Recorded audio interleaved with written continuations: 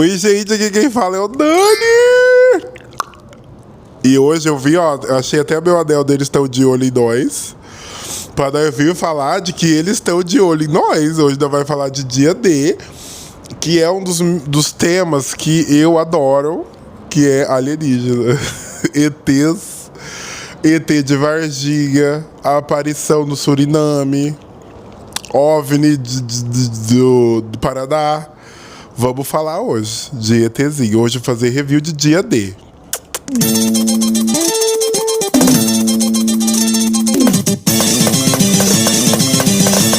Gente, o Steven Spielberg já tinha feito um filme para outro público com o filme E.T. E lá atrás ele já tinha dado aulas, né, da relação do ET, exploração do alienígena, e dando de notícias de que o mundo tinha informações alienígenas aí ao redor do planeta. Eu parto do princípio de que, tal qual a freira do filme, a irmã Dulce lá do filme Dia D, de que é muita prepotência humana achar que a gente é a única espécie viva no planeta, nas galáxias. Eu acho de uma prepotência absurda, acho de uma coisa assim... Suzana Vieira achar que só tem a gente de inteligência na Via Láctea. Daqui tô fazendo o recorte aí da Via Láctea. Balão Mágico já falou. Então, eu acho. Tanto é que o meu primeiro relacionamento, quando eu namorei há muitos anos atrás, eu lembro da hora que eu decidi terminar, que foi dentro de uma conversa do carro, onde meu finado ex me falou que não acreditava em ET. Que pra mim é um ponto crucial. É uma questão de caráter. Aí lá eu falei, aqui não vai dar. Já tava ruim, mas daí ali eu falei, aqui já não dá mais. E é um ponto crucial. E aí, nesse filme agora, a gente vai conversar sobre os ETs. Por onde andam. O que estão fazendo. Então, vamos de Dia D. Dia D conta o recorte de 2 personagens que a gente acompanha nesse filme. Que é a Margaret, interpretada pela Emily Blunt, que inclusive belíssima, tá com a pele igualzinha na Paula Renault. E o Daniel Kellner, que é interpretado pelo Josh O'Connor, que é uma pessoa, gente, que todo mundo vê um sex appeal gigantesco dele. Eu acho que ele tem cara de Tonhão Autopeças. Desde que eu assisti o primeiro filme dele lá, que chegou até mim, que era God's Own Country, falei, meu, esse menino tem uma cara de Tonhão, de quem tem a virilha fedida. E eu ainda acho isso, mas ele é um bom ator. Mas todo o papel dele, ele tem cara de Tonhão Autopeças. E a gente acompanha essas 2 figuras no mesmo dia, vivendo momentos muito diferentes, e a gente pega a história dos 2 em pontos de partidas diferentes. Então o Daniel está armando fuga, resgatando sua namorada de uma empresa muito louca, que está atrás de artefatos dos quais ele roubou. E aí, ao longo desse processo, a gente vai descobrindo que ele era pago para proteger dados e esses artefatos. E aí ele está fugindo dessa empresa, fugindo com esses artefatos, onde ele contém em sua bolsa arquivos que comprovam a existência e a exploração de informações de inteligência alienígena por essa empresa. Há mais de um século eles estão com essas informações guardadas e não deixando isso vir a público. Então o Daniel está fugindo com esses dados. Margaret trabalha no jornal local em Kansas City e ela participa da bancada do jornal ali fazendo a previsão do tempo. E ela começa a sentir questões diferentes em sua mente, corpo e alma depois dela encontrar um passarinho. Parece alusão a drogas, eu sei. Calma. Mas ela encontra o passarinho ali e ela desperta uma habilidade muito diferente. E aí esses 2 vão viver um dia muito maluco com o guia de uma outra pessoa, que é o Hugo. Ele está ajudando esses 2. O Hugo é interpretado pelo Colman Domingo. E ele tá ali ajudando esses 2 a chegar onde eles têm que chegar. E a gente vai acompanhar esses 2 numa caçada muito louca dessa empresa querendo barrar os 2. de vazar pro mundo essas informações. Só que os dois ainda não sabem que eles estão nessa sintonia. A Margaret e esse rapaz, o Daniel. E a gente acompanha essa história cheia de adrenalina, cheia de fuga, cheia de descoberta, porque a gente vai desvendando tudo isso junto com eles. Então, Dia D é um filme elétrico. E é um filme, já falando da parte interpretativa, porque a gente vai chegar no final, e o que eu falei? Esse filme fala de ET, e ele fala sobre a existência dos ETs e como existem instituições que guardam essas informações. Tá? E aí eu fico pensando, é ficcional? Aí a gente vai entrar no âmbito que você pode me achar biruta. Como também não. Você pode, como também não. E aí é todo o seu direito aí discordar ou não. Mas daqui a gente tá falando da parte interpretativa desse filme.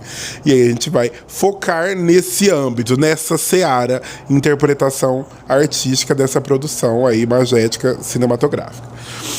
E o que a gente tem aqui de ponto positivo? Primeiro, um filme muito bem escrito. Ele tem uma narrativa linear, bem contada, bem desenvolvida e bem produzida. Então ele é um filme bom de assistir, tem momentos de emoção, tem momentos de afetividade nossa com aqueles personagens, tem momentos que a gente questiona a sanidade daqueles personagens, mas isso é explicado pra gente. Tem falhas que deixam o filme um pouco tonto, tem hora, mas também tem grandes momentos. Então é um filme muito bem escrito, muito bem produzido. O Steven Spielberg é um grande cineasta, não é à toa. Ele está com o dedo metido num dos meus filmes favoritos, pra mim uma das obras-primas do cinema, que é Jurassic Park, da década de 90. Ele não é um filme só mágico, imaginativo, ele é uma história boa. E bem feita. Eu tô falando desse filme quase 30 anos depois. Jurassic Park, ele tá aqui sendo referenciado. Tirando a limitação técnica, né, tecnológica, o filme é excelente. Porque hoje em dia tem coisa que são obsoleta pra gente. A gente vendo 30 anos depois, que é difícil, né? Mas, excelente. Então, o Steven Spielberg tem grandes títulos aí na carreira. Eu queria muito assistir um filmão de terror do Steven Spielberg. E eu não tô falando do Poltergeist, que é um bom filme de terror, mas eu tô falando assim, um terrorzão pesado. Gore, uma história assim densa, pesadíssima, eu queria muito. Acho que falta aí pro Divo, vamos ver, né? Mas além dessa questão de ser um filme bem escrito, é um filme onde os personagens são bem desenvolvidos. Desde a freira, desde o Daniel, que a gente tem um aprofundamento nele, desde a Margaret, que a Emily Blunt foi a escolha excelente, além dela ser carismática e bonita, ela é muito boa. Todos os papéis dela eu gostei. Eu acho que Jungle Cruise é o que eu menos curti, mas é que o roteiro do filme é meio ruim, então não tem muito como salvar, né? Mas ela ainda é show. Estelar.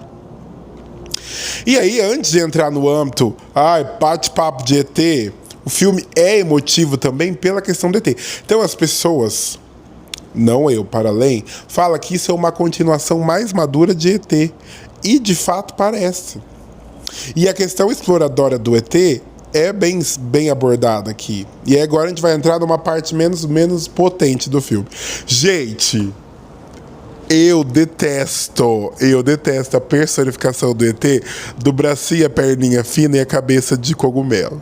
Eu odeio aquele adesivo de ET, de adesivo de carro rebaixado, que é a cabecinha do ET, assim, que parece um triângulo invertido. Odeio, gente, acho podre. Acho que eles podiam ter usado outra afeição pro ET. Mas assim, fui ver. Mas achei tonta. Achei tonta. Comenta aqui se vocês acham que o ET parece aquela figura lá. O ET de... como que é o nome? Todo Mundo em Pânico 3. Vocês acham que parece? Eu vou fui ver Todo Mundo em Pânico 6. Não sei nem se eu vou fazer review. Mas enfim, me mostra essa relação humana-ET de uma forma muito diferente. E aí tem o plot, né? Que é os nossos dois protagonistas se encontrando e vendo a função deles dentro disso aí. E é excelente. Eu dei nota pra esse filme 8 de 10, porque eu achei ele um filmaço. A história é muito boa. Ele é comprido, só que ele emocionou. E ele me prendeu, gente. Eu adorei. Eu estava lá vivendo meu momento assistindo dia D. Não foi na pressa. Bom mesmo. O elenco bom. Narrativa legal. Tem coisa que eu não comprei, mas assim, não atrapalhou a experiência, não. Achei divertidíssimo. E fazia tempo que eu não vi um filme assim. Entende? Então, ó. Aí agora vamos lá com spoiler. O que tem esses dois? E por que eu falo com spoiler? Porque aqui em casa, ET é uma verdade absoluta pra gente, então não tem dúvida sobre isso. Então, tinha discussões do filme que a gente não via muito sentido, entendeu? Mas aí o que tem? Tem nesses dois personagens o despertar de ser escolhido para o contato alienígena. Então os dois tiveram ali numa idade tenra, infantil, suas abduções. Eles foram implantados com... Daí a gente já não sabe o que. E os dois têm habilidades que só foram despertadas depois do contato com esse passarinho. E o que esse filme conta? Que esses ETs, eles se materializam como animais para que a gente não tenha repulsa ou algum distanciamento deles, para que criem uma relação de conforto. Então eles aparecem como animais para as pessoas aqui. E aí eles têm essa situação na infância. A memória deles é apagada desse evento. E aí eles despertam essas habilidades no futuro porque eles têm uma função com isso. E aí o Daniel, ele aprendeu a linguagem dos ETs para se expressar de uma forma aqui na humanidade, que é a linguagem dos números, é a linguagem universal. Então, ele sabia decodificar qualquer código e qualquer conta de uma forma muito intuitiva. Por isso que ele virou um hacker.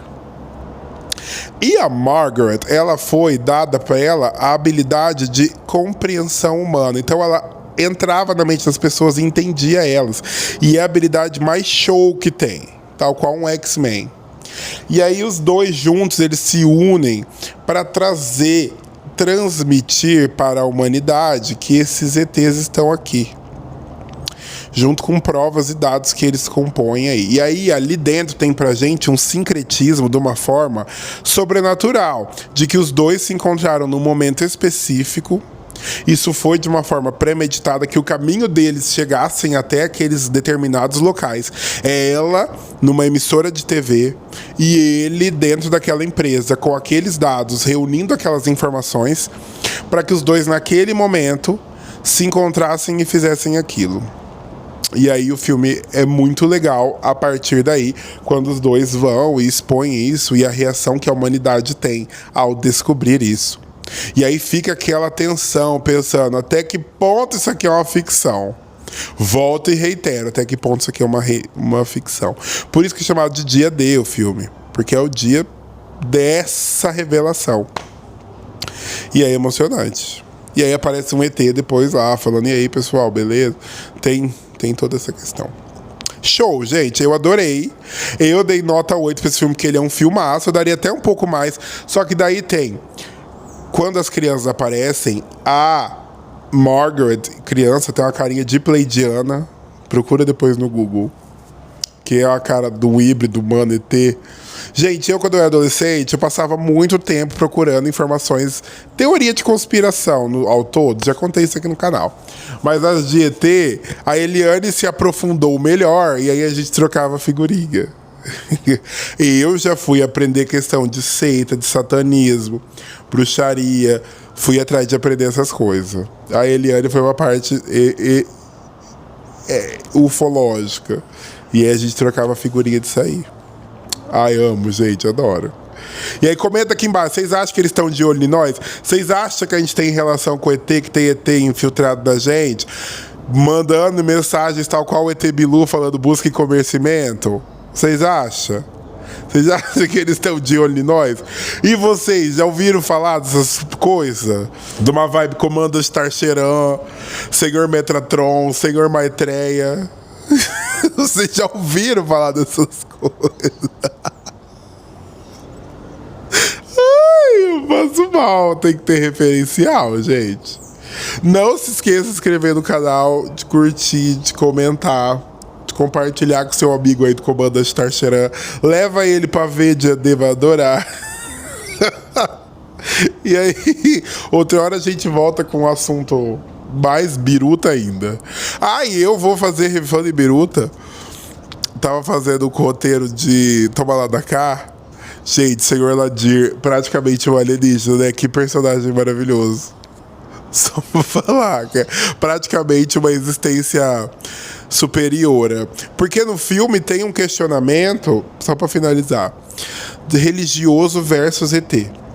E aí fala-se que a moça, Laura, acho que é Laura o nome dela, tinha medo dos ETs serem vistos como uma figura divina pelas pessoas e elas darem divindade a eles.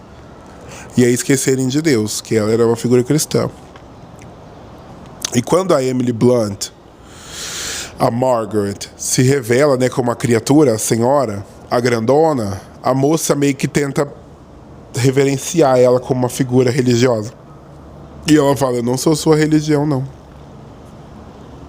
E aí caímos naquela teoria do passado de que os egípcios tiveram contatos com os ETs e que os astecas também tiveram. Por representações imagéticas dentro da cultura deles, de figuras um pouco parecidas. Mas isso é a teoria do passado. E aí vocês acham que a humanidade já teve contato alienígena nas civilizações antigas ou não? Vamos deixar isso aberto para discussão aqui. Vocês acham que sim? Comenta, gente, eu tenho que saber. Teorias de que até as pessoas nórdicas tiveram contato, seres mitológicos, né? Figuras dos anjos, seriam ETs. Tem várias as teorias. Eu vou ficar esperando com vocês. Vamos fazer um vídeo depois só pra falar de teoria de ET? Se vocês quiserem, eu volto aqui e faço. Beijo, meus queridos.